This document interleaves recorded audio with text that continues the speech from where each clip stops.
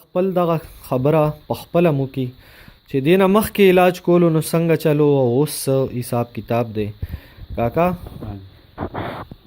مخکې مونږ د یو لږ دغه بیماري تېره مخکې د ده علاج تقریبا 3 کاله مې وکړو ډېر مایدار طریقې سره کېدو هر څه زما وس هم ورته و هر څه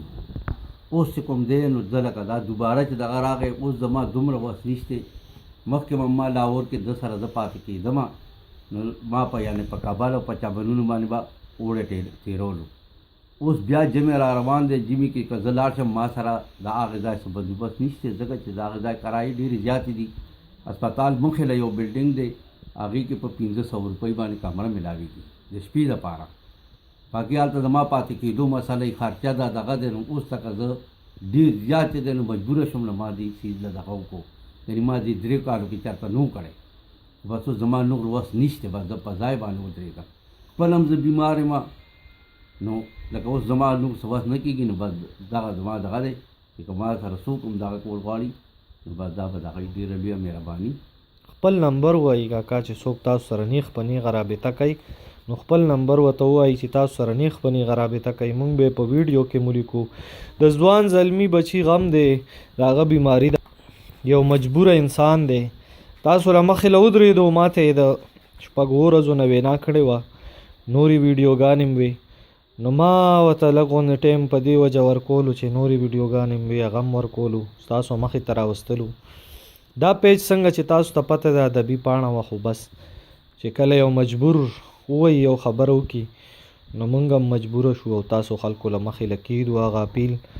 د یو پښتون د یو مسلمان آواز دی یو ضرورت دی تاسو مخې له مو کېښودو 0316 96 42 318 0316 د کاکا ډایرکټ نمبر دی څوک ورسره رابطه کول غواړي څوک ورسره څه قسم ته مرسته کول غواړي نو ډایرکټ رابطه کولی شئ که څوک ډایرکټ رابطه نه شي کولی نو واټساپ نمبر هم دی زما رابطې نمبر هم دی هر وخت کولاوي 0301 83 585 یو زلمی دی او تاسو ته کاکا د څه څه ویلي دا سټ لګونې که ته لګونې رانیغې دی شي که نه چې لږ واضح وښکاري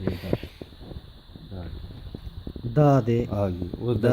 دې اگر موږ له چې دی نو دوباره د دې اپریشن کول دي دا غوټې ایستل دي 15 واړه ویستل دی چې کوم ملګری دی کې څه قسم ته تعاون کولی شي که هغه د لاهور د پاتې کېدو امدادي که هغه د کرایانو امدادي ځکه کاکا چې دی نو هغه